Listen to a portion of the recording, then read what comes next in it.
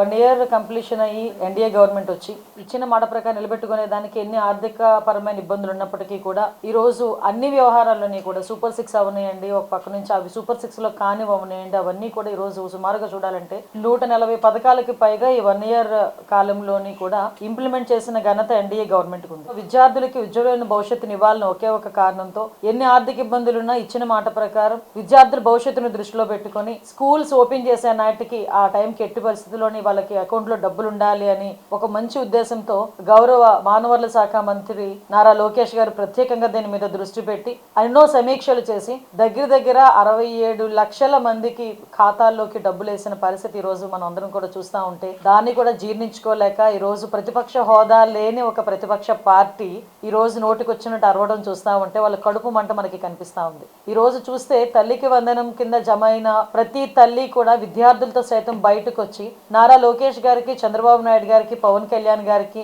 ఆ నియోజకవర్గ ఎమ్మెల్యేకి, ఆ నియోజకవర్గంలో మంత్రి ఉంటే మంత్రికి కూడా కృతజ్ఞతలు మనస్ఫూర్తిగా చెప్పడమే కాకుండా వాళ్ళని ఆశీర్వదించే పరిస్థితి కనిపిస్తా ఉంది. పాయకరావుపేట నియోజకవర్గంలో పెద్దిపాలెం ఒక విలేజ్ లో 5 పిల్లల తల్లికి కూడా ఈ రోజు తల్లికి వందనం కింద డబ్బులు పడ్డాయని సాక్షాత్తు మాకే కాల్ చేసి చాలా హ్యాపీగా ఉన్న సందర్భం కూడా గుర్తు చేయాలి.